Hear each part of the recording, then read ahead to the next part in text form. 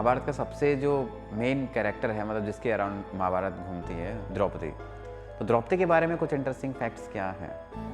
बहुत सारी चीज़ें हैं द्रौपदी के बारे में। अच्छा, बहुत सारी अनसेड चीज़ें, मतलब जनरली पॉडकास्ट में हम सारी चीज़ें वो कवर करते हैं जो सभी कवर करते हैं, बट मेरा मोटिव यहाँ पे रहेगा आपसे वो फैक्ट्स डिस्कस करना जो जनरली लोग डिस्कस नहीं करते हैं। जैसे कि आपको पता है जो चौसर की सभा हुई थी, द गेम ऑफ डाइस जिसे हम बोलते हैं, वो एक बारी नहीं 2 बारी हुआ था। अच्छा, 2 बारी होने के साथ साथ द्रौपदी के जीवन का लोएस्ट पॉइंट आपके हिसाब से क्या है? चीरहरण का पूरा सिनेरियो। अच्छा, किसी के लिए भी वो सबसे लोएस्ट ही होगा, लेकिन ये लोएस्ट नहीं था द्रौपदी का। द्रौपदी का लोएस्ट पॉइंट इससे भी लो था, जहाँ पे आप समझो चीरहरण के एपिसोड के अलावा, जहाँ आप समझो कि द्रौपदी की साड़ी को खींचा गया, एक तरीके से खींच कर सभा में लाया गया। दिस इज नॉट द चीरहरण एपिसोड। सभा में लाया गया, सभा में लाने के बाद, मैं बड़ी केयरफुली वर्ड्स यूज कर रहा हूँ, सभा में लाने के बाद द्रौपदी को पैर से मारकर सभा के अंदर गिराया गया। इतना बुरा तो चीरहरण के समय भी नहीं हुआ था। तो शी वॉज ऑलमोस्ट मोलेस्टेड। एक वो मोलेस्टेशन का पूरा एपिसोड है, और पैर मार के शी वॉज फिजिकली अब्यूज्ड। और ये इंसिडेंट्स हुआ द्रौपदी के साथ, and nobody know about this. लोग बात ही नहीं करते। ये अज्ञातवास के दौरान हुआ था।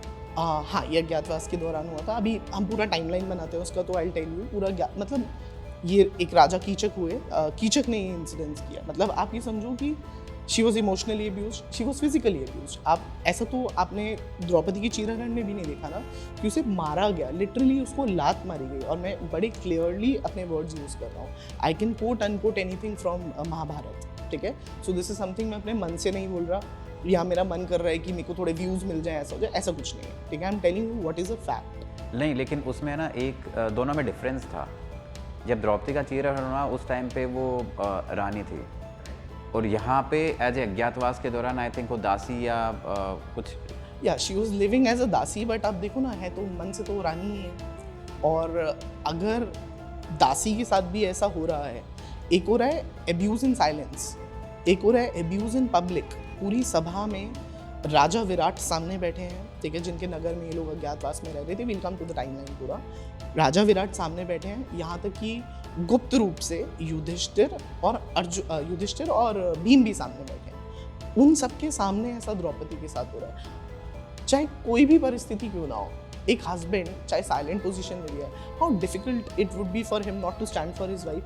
और वो जिसके साथ पहले पूरा का पूरा द्रौपदी चीरहरण का एपिसोड हो चुका है, शायद अभी उसी के ट्रेसेस नहीं गए होंगे माइंड से कि नया ट्रेस आ गया। बट प्रॉब्लम है कि ये जो टीवी वाली महाभारत है ना, ये टीवी वाली महाभारत ने वो चीरहरण के एपिसोड को तो बड़ा अपलिफ्ट करके दिखाया, जितना रिक्वायर्ड नहीं था उतना ज़्यादा हाईलाइट करके दिखाया।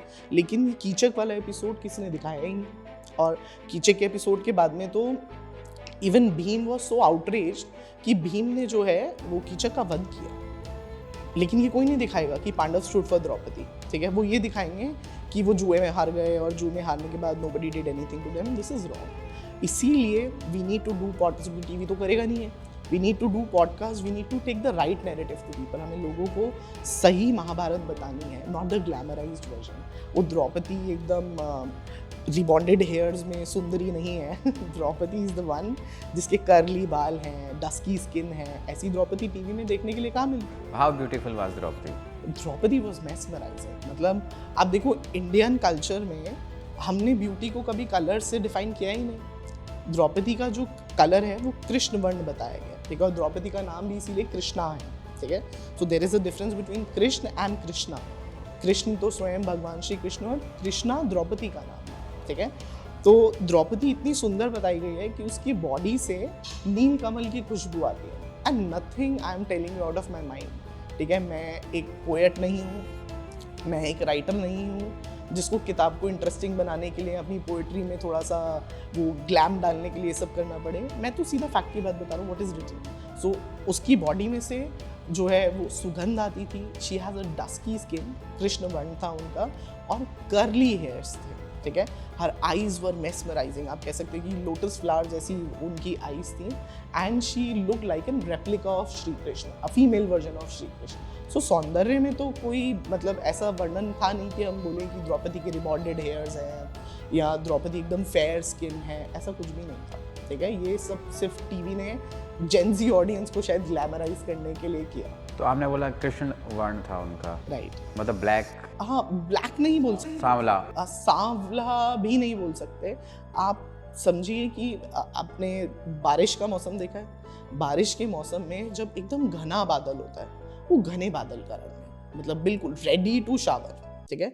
सो वो थोड़ा सा नीला, थोड़ा सा डार्किश ब्लैक का हल्का सा tinge, not exactly black, but वो नील वर्ण कहते हैं उसको।